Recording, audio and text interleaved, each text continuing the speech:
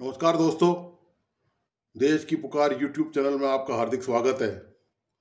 और दोस्तों, जैसे ही आपको पता है कि गर्मी का प्रकोप राजस्थान में लगातार बढ़ता जा रहा है, आंधियाँ चल रही हैं, लू चल रही है।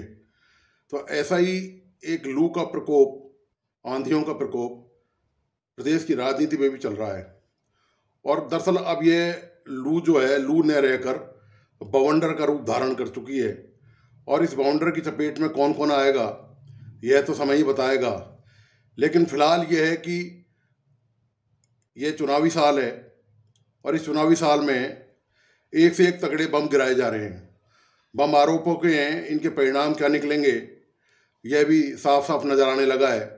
आपको शायद याद होगा कि मैंने पिछली बार चर्चा में भी जिन मुद्दों पर इस मुद्दे पर चर्चा करी थी राजस्थान की राजनीति को लेकर, तब भी यह स्पष्ट इशारा किया था कि राजस्थान में जो आगामी हालात हैं चुनाव को लेकर, खास तौर से कांग्रेस में, वे क्या होने जा रहे हैं। तो जैसे ये आपको पता ही है कि राजस्थान में जो राजनीतिक घटनाक्रम कांग्रेस में चल रहा है उसकी हालत क्या है। हालत यह है कि अशोक गहलोत ने जो ताज़ा बयान दिया धौलपुर की एक जनसभा में, और उन्होंने ये आरोप लगाया कि सचिन पायलट गुट के जो विधायक हैं, उन्होंने जब विद्रोह किया था 2 साल पहले, तो अमित शाह से, केंद्रीय गृह मंत्री से 10-10 करोड़ रुपए लिए थे रिश्वत के तौर पर सरकार गिराने के लिए। तो गहलोत ने जब ये आरोप लगाया, साथ में उन्होंने एक और भी बात बयान दिया इस आरोप के साथ। उन्होंने वसुंधरा राजे का और कैलाश मेघवाल, जो वरिष्ठ नेता है भारतीय जनता पार्टी के, उनका इस बात के लिए सार्वजनिक मंच से धन्यवाद किया कि वे इस साजिश में शामिल होने से उन दोनों ने इनकार कर दिया। मतलब मेरी जो सरकार है, गहलोत जो सरकार है, गिराए जाने से की जो साजिश रची जा रही थी भारतीय जनता पार्टी और पायलट गुट द्वारा, उसमें शामिल होने से इनकार कर दिया। गहलोत के इस बयान से जबरदस्त भूकंप आ गया है और इसके बदले में सचिन पायलट ने वापस नए आरोप लगाए। और उधर गजेंद्र सिंह शेखावत ने भी एक प्रेस कॉन्फ्रेंस करके कहा है कि यह बेबुनियाद आरोप है। भारतीय जनता पार्टी तो एक तरह से बिल्कुल बैकफुट पर आ गई है इन आरोपों के बाद। यहाँ तक अशोक गहलोत ने यहाँ तक कह दिया कि जिन विधायकों ने 10-10 करोड़ रुपए लिए हैं, वो विधायक रुपए वापस लौटा दें। यदि उन्होंने 1-2 करोड़ उसमें से खर्च भी कर लिया है तो मैं खुद उसकी पूर्ति करवा दूंगा, या फिर AICC से, ऑल इंडिया कांग्रेस कमेटी से रिक्वेस्ट करके वो जो राशि है वो वापस दिलवा देंगे। इसके दरअसल राजनीतिक मायने हैं। ये अशोक गहलोत भी बहुत अच्छी तरह जानते हैं कि कोई भी विधायक सरेआम रिश्वत लेने की बात को स्वीकार नहीं करेगा। उन्होंने रिश्वत ली या नहीं लिए, ये एक अलग मुद्दा है। ये गहलोत साहब का कहना है कि उन लोगों ने 10-10 करोड़ लिए हैं और इस बात का उनके पास प्रमाण है। और इस मुद्दे को लेकर सचिन पायलट अब पूरी तरह से बगावत के मूड में आ गए हैं। जब सचिन पायलट, ये दरअसल हमला वसुंधरा पे तो कम है, भारतीय जनता पार्टी पे कम है, लेकिन सचिन पायलट पर सीधा हमला है ये अशोक गहलोत की तरफ से। तो सचिन पायलट ने प्रेस कॉन्फ्रेंस करके जब ये कहा कि वे किसी भी हालत में रुकेंगे नहीं और वे भ्रष्टाचार की मांग को लेकर अड़िग हैं। भ्रष्टाचार की मांग उनकी वो है जिसको लेकर उन्होंने एक दिन का धरना दिया था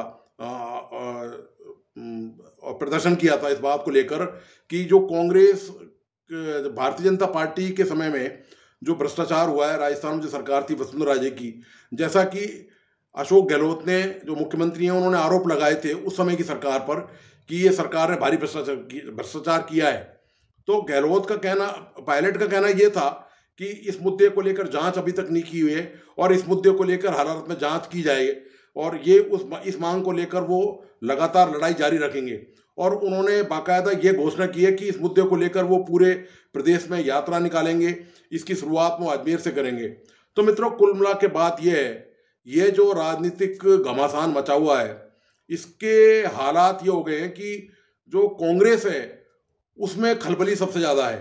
दरअसल इससे पहले सचिन पायलट को रोकने के लिए या दबाने के लिए कहें, प्रयास किए गए थे कि वे सार्वजनिक मंचों पर ऐसी कोई बयानबाजी नहीं करें जिससे राजस्थान में कांग्रेस को नुकसान हो। और रंधावा जो पार्टी के प्रभारी हैं, उन्होंने सचिन पायलट के लिए ये तक कह दिया कि ये अनुशासनहीनता के दायरे में आते हैं। एक तरह से सचिन पायलट को ये वार्निंग दी गई थी, लेकिन सचिन पायलट को ये लगने लग गया कि राजस्थान में कांग्रेस उनके भविष्य को लेकर कोई भी कार्रवाई नहीं करने जा रही है।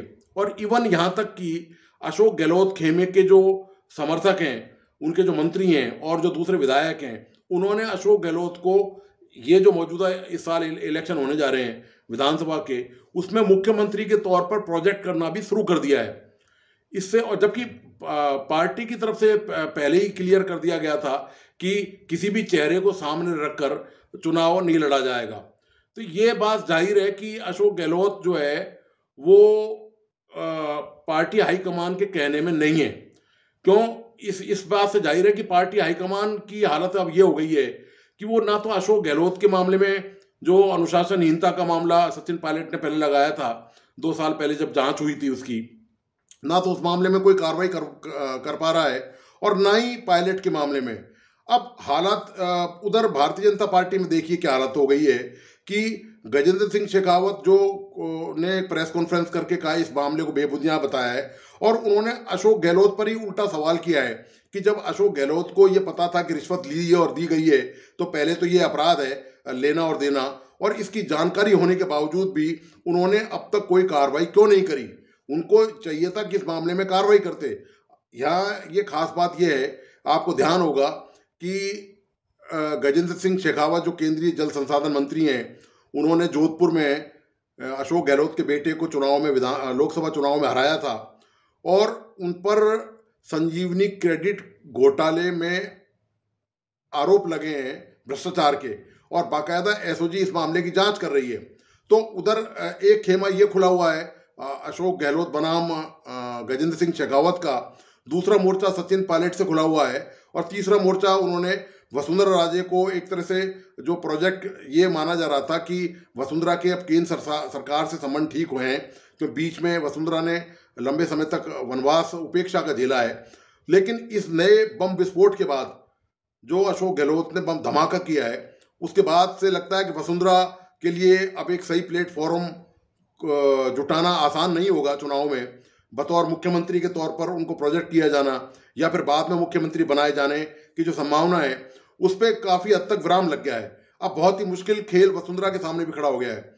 कुल मिला के कहानी ये है, निष्कर्ष ये है कि अब ये जो लड़ाई है अशोक गहलोत बनाम सचिन पायलट की, ये अब थमने के इसके आसार नज़र नहीं आ रहे हैं, और ये साफ नज़र आ रहा है, जैसे मैं पहले भी निवेदन कर चुका इस मामले में, आपको बता चुका कि ये जो लड़ाई है ये अभी कुछ दिनों तक और चलेगी, उसके बाद सीधे दो फाड़ पे स्थिति आ जाएगी। कारण उसका ये है कि हाईकमान में चाहे मल्लिकार्जुन खड़गे हों, चाहे राहुल गांधी हों, चाहे सोनिया गांधी हों, और या राजस्थान के प्रभारी रंधावा हों, उन्होंने इस मुद्दे को लेकर कोई गंभीरता से दोनों पक्षों को साथ बैठाकर सुलझाने का प्रयास नहीं किया। प्रॉब्लम ये कांग्रेस के साथ भी एक दिक्कत है कि सुलझाएं कैसे। दरअसल मुख्यमंत्री अशोक गहलोत ये बिल्कुल नहीं चाहते कि उनके साथ किसी भी तरह की सत्ता में भागीदारी सचिन पायलट को दी जाए। ये वो क्लियर कट ये मैसेज वो दे चुके हैं।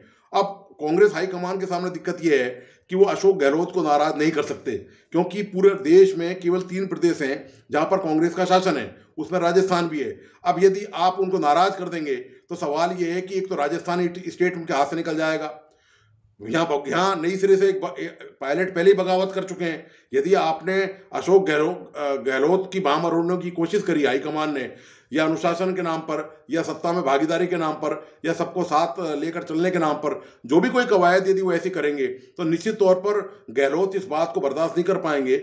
और यही वजह है कि हाईकमान अभी तक पूरे इस मुद्दे पर चुप्पी साधे हुए। आप देखिए कि राहुल गांधी या गांधी परिवार फैमिली की तरफ से इस पूरे एपिसोड पर, ये इतने लंबे समय से चल रहा है, कभी कोई प्रतिक्रिया जाहिर नहीं की गई है।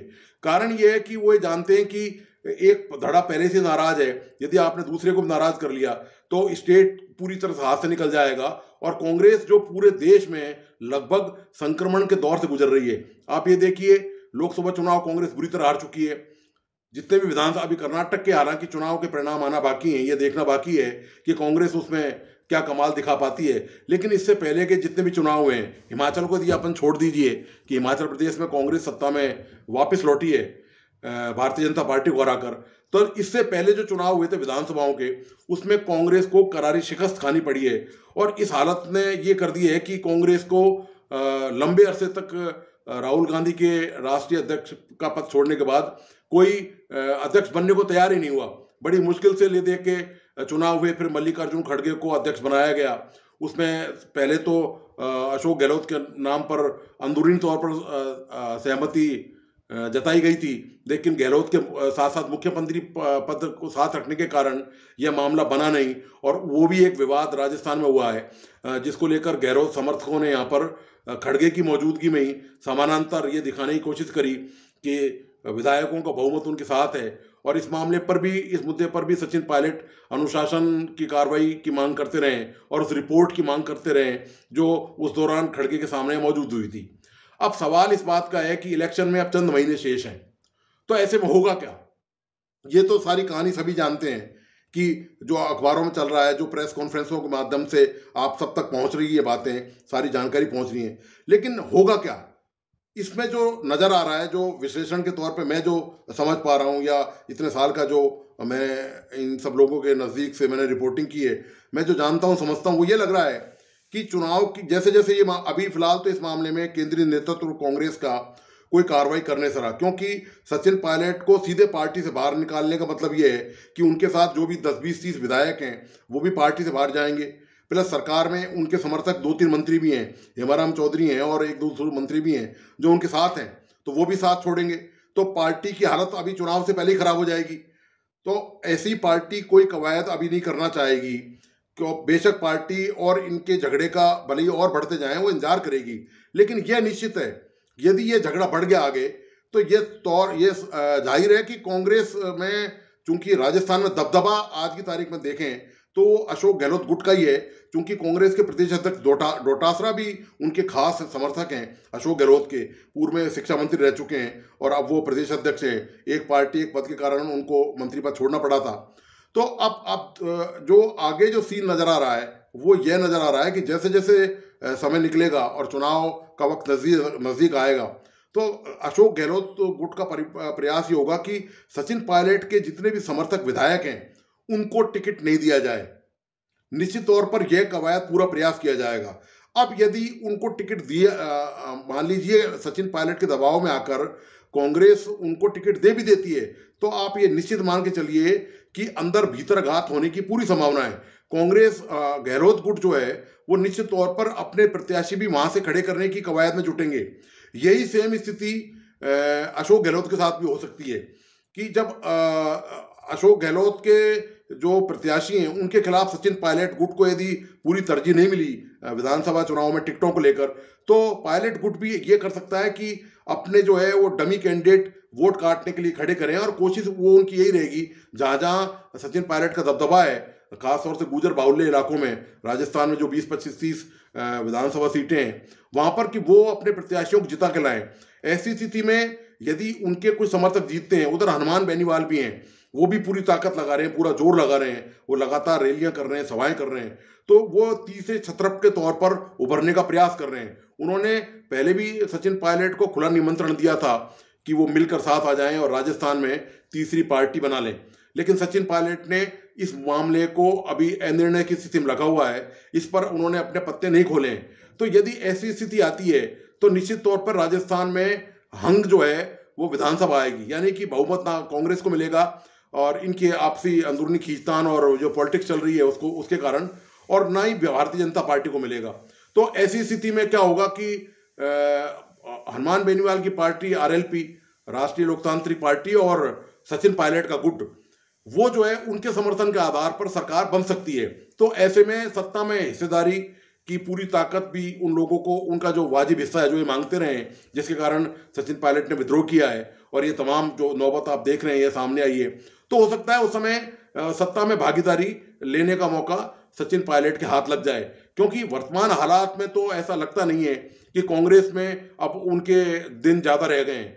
जो स्थितियां अब पैदा हो रही हैं उससे कभी भी या तो आला कमान कोई कार्रवाई कर सकता है अशोक गहलोत के दबाव की वजह से, क्योंकि अशोक गहलोत का भी ग्रुप का लगातार दबाव है कि अब सचिन पायलट अनुशासनहीनता की, उनका कहना यह है कि अनुशासनहीनता की पराकाष्ठा कर चुके हैं, तो इसलिए उनको पार्टी उनके खिलाफ कोई ना कोई सख्त कदम उठाए।